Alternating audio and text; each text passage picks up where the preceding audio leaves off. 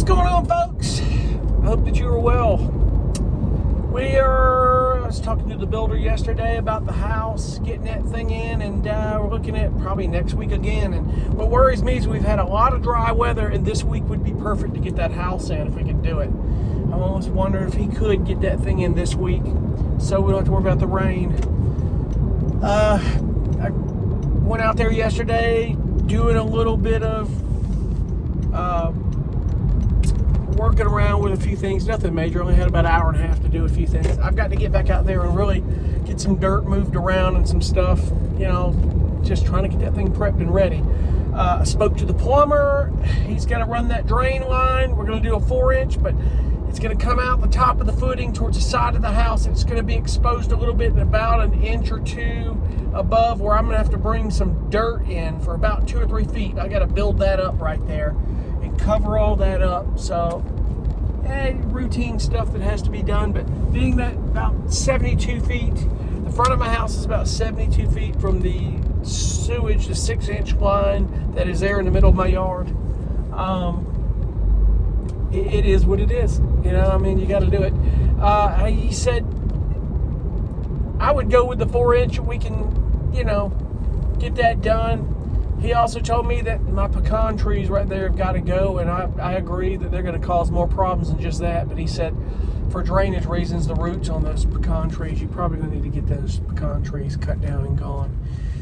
I need to get those things gone anyway, because I'm afraid they're going to cause problems later. I hate to do that, but they're causing them dropping limbs constantly, falling on my damn car and stuff. We don't need that either. So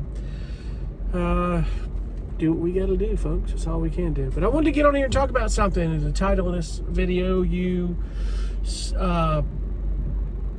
noticed it said builder's risk. Well, we are learning, and I've been trying to get my insurance agent on the line to try to figure out, I need a policy or something in place while we're building this house, and I've known that. But a lot of people that do these shed to tiny home conversions or building their own houses or doing things, they don't realize that you're going to have a builder's risk policy. I need you to keep that in mind when you do this. I'm passing on things that I'm learning they're going to do. Some people refuse to because of the cost. They're trying to cut corners, but you better understand something. This is very serious. If you live in an area like I do, where you live somewhere that's earthquake prone or anything. I live in a hurricane prone area. We are in hurricane season. It's coming up, folks. This builder's risk policy covers a hurricane, covers fire, covers anything that could happen.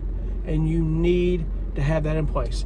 One company did it, the other wouldn't, because I didn't use a general contractor. I self-contracted, but the other company did. And it's going to cost $816 for 6 months. But think of what it would have cost me if I didn't have insurance. God forbid a hurricane comes through and what I'm up against. And it insures up to $100,000. These are the things you've got to realize, folks. I'm just passing this on. You need to get a builder's risk policy before you start building. Walls can't be up on that house. I started concrete. He said, you're fine there, but you need to go ahead and seal this. You need to lock this in and get it done now. And it needs to happen. It's very important that you do that. It's not a lot of companies doing that, but there are companies that are doing these builder's risk policies. It is what it is, folks. It's just something I'm passing on to you, and I hope that helps. We get this house in here next week. I'm gonna see if I can get my GoPro camera to look on kind of a time lapse. It'll be kind of cool, and it's gonna take us a while to get that thing bolted in that day, but we're gonna do it. And then from there, we get everything prepped with the borate stuff, water, sealing, and get the steps on it. And then I get my plumber and electrician in there, and we'll go with the 4-way. So I've got till February on this builder's risk policy to get this done. But here's the good thing about it. Come February, we're on the tail end. Even if it did lapse in February, it's not hurricane season anymore, so we're good in that. That was my biggest worry, is that, But you just don't know, I have trees around that house. We don't want to have to deal with a lot of that stuff. So anyway, I'm jumping off. I hope you guys are well. I'm just doing some small prep stuff till the house comes in, and then what we're going to be doing is documenting this build. And really, it should be like building a house, but it's a shed to tiny home. And you know, I'm seeing that when you self-contract it, there are some costs, but it's cheaper than hiring a general contractor. This 816 is just another cost I've got to deal with. It's like I've had to deal with getting him clearing those ruts and the trees. I mean, it's a couple of $1,000s I didn't know I was going to have to spend, but what are you going to do, folks? You got to get it done. It is what it is. We're going to make it happen. And I thank you so much for watching, and I'll see you on the next one. I wanted to pass that on, and I hope you guys are well.